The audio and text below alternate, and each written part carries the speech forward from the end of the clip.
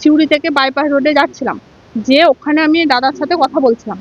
সেই মুহূর্তে ওরা আমাকে ধরে নানা রকম নোংরাভাবে গালাগালি, মারধর করে, আমাকে তুলে নেওয়ার চেষ্টা করে এবং গলাতে ওড়না ধরে টানাভাবে জুতোতে করে বেরিয়েছে।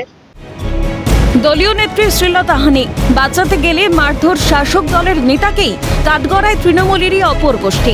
এমন ঘটনায় আরো চওড়া বীরভূম তৃণমূলের অন্দরের গোষ্ঠীকন্দল। সামাজিক মাধ্যমে ইতিমধ্যে ঘটনার ছবি ভাইরাল ছবির সত্যতা যাচাই করেনি সিএর। অভিযোগ, রবিবার কাজল শেখ ঘনিষ্ঠ নুরুল ইসলামের অনুগামী হিসেবে পরিচিত সিউড়ির তৃণমূল নেতা নুরজামান মুন্সির কাছে ওই তৃণমূল নেত্রী যায়। সেই সময় অনুব্রত অনুগামী হিসেবে পরিচিত ইয়াসানুল হক বকুলের অনুগামীরা ওই তৃণমূল নেত্রী শ্লীলতাহানি করে। সিউড়ি থেকে বাইপাস রোডে যাচ্ছিলাম, যে ওখানে আমি দাদার সাথে কথা বলছিলাম। সেই মুহূর্তে ওরা আমাকে ধরে নানা রকম নোংরাভাবে গালাগালি, মারধর করে, আমাকে তুলে নেওয়ার চেষ্টা করে এবং গলাতে ওড়না ধরে টানাভাবে জুতোতে করে বেরিয়েছে। লাথি মেরেছে, আমাকে ফেলেও দিয়েছে। আমার শারীরিকভাবে গায়ে হাতে ব্যথাও হয়েছে প্রচণ্ড জোর। নেত্রী শ্লীলতাহানি হতে দেখে বাঁচাতে যান নুরজামান মুন্সি। অভিযোগ, তাকেও মারধর করা হয়। আমি পুরন্দরপুর থেকে সাহিত্য রোডে আমার বাড়ি, ওখানে আমি যাচ্ছিলাম।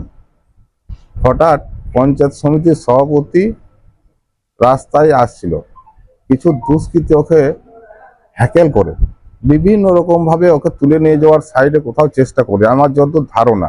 এবার রেপ করবে নাকি আমি জানি না, সেই মর্মে তুলে নিয়ে যাওয়ার চেষ্টা করে। তা আমি বাধা দিতে যাই, আমি বাধা দিলে আমাকে পিছন থেকে আঘাত করে বোবাই বলে ছেলেটা শাবল কিংবা কোনো আগ্নেয়াস্ত্র কিছু দিয়ে আঘাত করে।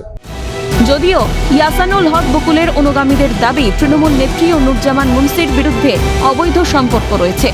এখানে এলো যে এ ব্যাপার, সাঁইতা রোডে নুরজাল মুন্সি একটা দোতলা বাড়ি আছে, সেই বাড়িতে নাকি এক ভদ্র মহিলা এসে ওনার বাড়িতে 2টা-2:30টায় ঢুকেছে, তো 5টার সময় বেড়েছে।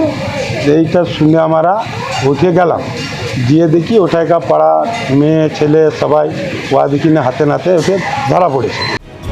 গোটা ঘটনায় জড়িত থাকার অভিযোগ অস্বীকার করে অনুব্রত অনুগামী হিসেবে পরিচিত ইয়াসানুল হক বকুলের দাবি, সমাজে খারাপ কাজ হলে প্রতিবাদ হবে। জানি না কি, তবে সম্পূর্ণ এটা মিথ্যা কথা। সমাজে কেউ নোংরা কাজ করলে তার প্রতিবাদ হবে। তৃণমূলের অন্দরে গোষ্ঠীদ্বন্দ্ব ইস্যুতে মুখ খুলেছে গেরুয়া শিবির। বীরভূমের বিজেপি সভাপতি ধ্রুব সাহার মন্তব্য, বাংলাদেশের মতোই পরিস্থিতি বাংলায়। যেভাবে বাংলাদেশের ঘটনা ঘটছে, আজকে সিউড়ি টুয়ে একই ধরনের ঘটনা ঘটছে। কোন মহিলা কার সঙ্গে কি থাকবে আর কি করবে না করবে তার বিচার করার দায়িত্ব তৃণমূলের এই মাতব্বরদেরকে কে দিয়েছে? পুলিশের উচিত এদেরকে আইনের আমলে আনা, নাহলে আগামী দিন আরো ভয়ঙ্কর হবে। ঘটনায় পুলিশে অভিযোগ দায়ের হয়েছে। সব মিলিয়ে বীরভূমে ক্রমশ বাড়ছে তৃণমূলের গোষ্ঠীদ্বন্দ্ব। Bholanath Chakraborty report, Calcutta news.